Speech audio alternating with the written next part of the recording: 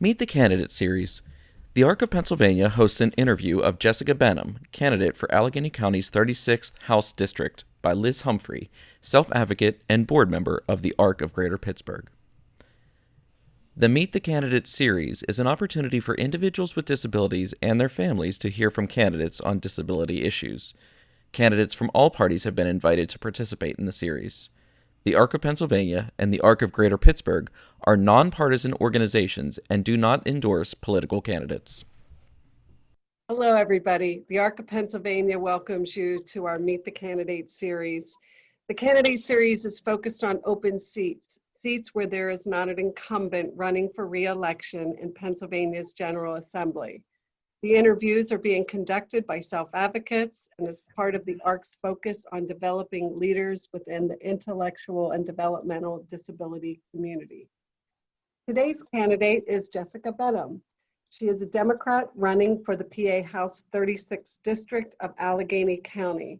She is running for the seat held by retiring Representative Harry Reedshaw.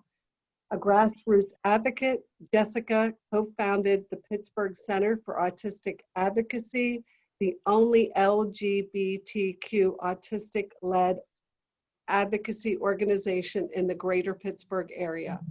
She champions the autistic rights and the rights of individuals with disabilities. Some of her key issues are affordable and dignified health care for all, climate change, fully funding education, and criminal justice reform. I'm going to turn this over to Nancy Murray, president of the Arc of Greater Pittsburgh, who will be introducing Liz Humphrey.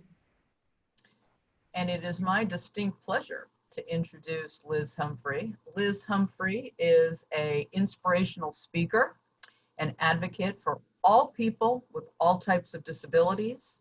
She's an active member of Achieva's new Empowered Voices Self-Advocacy Leadership Group. Liz has also participated in the Competence and Confidence Partners in Policymaking courses through Temple University. Liz has also participated in rallies at the state capitol, primarily in support of the direct support professional crisis. And Liz is also a brand new board member for the Arc of Greater Pittsburgh. So Liz, you take it away. Sure. Okay. What do you think Pennsylvania should do to assist families and caregivers with disabilities?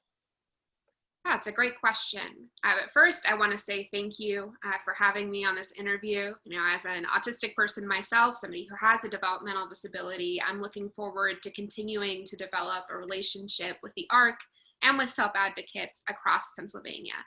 But to return to the question, you know, I firmly see all issues as disability policy issues. And that means that I believe to support families and caregivers of people with disabilities that we need reforms in healthcare, education, environmental, employment, criminal justice policy areas, and so much more. At the state level in Pennsylvania, we need to prioritize the needs of families, caregivers, and people with disabilities when we write legislation, and especially when we pass our budget. And particularly with regard to caregivers, I'm going to fight for fair pay and benefits because the work that caregivers perform is incredibly valuable. We also need paid family leave for our family caregivers so that people are able to care for their family members with disabilities without jeopardizing their financial stability. Okay, next question. What investments will you make in expanding long-term services and supports in the community for people with disabilities? So the answer for me to this question is fairly simple. We need to fully fund Medicaid waivers so that we can end waiting lists and allow people to receive LTSS in home and community-based settings. Okay. How will you work against the needless institutionalization of individuals with intellectual and developmental disabilities? So to build off my answer to the last question, it starts with fully funding HCBS so that the rights of people with disabilities to receive services in the community, as decided by the Supreme Court in the Olmstead decision, It's also about working together with unions, families, caregivers, ODP, people with disabilities, and other stakeholders to help transition people from institutional settings to less restrictive settings.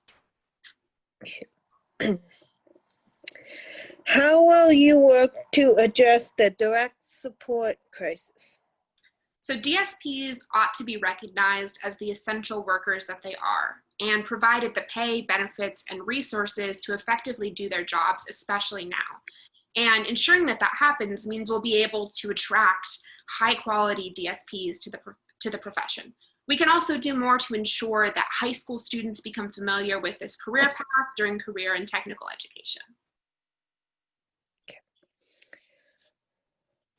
What steps will you take to ensure the education system in Pennsylvania meets the needs of all children, especially those with disabilities?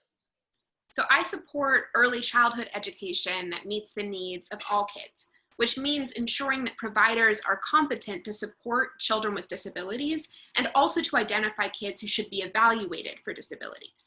I also support legislation ensuring that PA schools are well-resourced by state dollars so that local school districts can afford the costs associated with educating kids with disabilities. Kids with disabilities are also more likely to be suspended or expelled, which is why I support investments in school therapists and counselors to help address school pushout. I'll also be lobbying our federal representatives about fully funding IDEA. What steps will you take to reduce the risks of crimes committed against people with disabilities? So we all know that people with disabilities are more likely to be victims of crimes than people without disabilities. And we need to do more to prevent people with disabilities from becoming victim to abuse and other crimes. To start, we do need to make sure that our data is accurate because we have to fully understand the scope and breadth of this problem in Pennsylvania. We also need to ensure that families and people with disabilities have the educational resources necessary to help reduce exposure and risk of violence, and ensure that DSPs, teachers, and other professionals have up-to-date training on crime prevention. We also need to ensure that families and people with disabilities understand how to report crimes and that the reporting and response mechanisms are funded and people are appropriately trained. We need to strengthen background check requirements for DSPs as well. What steps will you take to expand access to the general education classroom and achieve broader inclusion for students with disabilities? So we need to make sure that teachers and paraprofessionals have the right trainings and supports in the classroom to ensure that kids with disabilities have expanded access to the general education classroom. This means increasing state funding for school districts that would be targeted toward providing those resources and ensuring the teachers, paraprofessionals, and other support staff are paid well so that we attract quality professionals. Okay. What ways will you work to promote meaningful employment opportunities in your district for individuals with disabilities? As a person with a disability myself, I know how important access to employment is for our community. And that's why I'm a proponent of Employment First for people with disabilities. I support increasing programs for high school students with disabilities to emphasize employment and learn about opportunities available to them, including college, technical schools, and jobs. I support increasing funding for the Office of Vocational Rehab, increasing incentives for businesses in my district to hire people with disabilities, and ensuring that individuals have access to transportation and job coaching. I also support ending the practice of sub-minimum wage. And further, we need to make some changes to medical assistance for workers with disabilities so that people with disabilities can make money without losing their health coverage. I also believe that it starts with setting a personal example, which is why I'm going to prioritize hiring people with disabilities to serve in my district office. Okay, that's it. Thank you. Oh, thank you for having me. Those are some fantastic questions. Okay. I apologize. So Liz and Jessica, I want to thank you so much for participating in today's interview. These are priority issues for the ARC of Pennsylvania. So we look forward to further discussion. If you need our assistance or Liz's insight or Nancy's insight, you know where to find them. But we're also here in Harrisburg to provide any assistance you need on these important issues. So thank you, Jessica. And Liz, thank you. Nancy, thank you. Thank you. We appreciate it. Oh, thank Thank you for you. having me.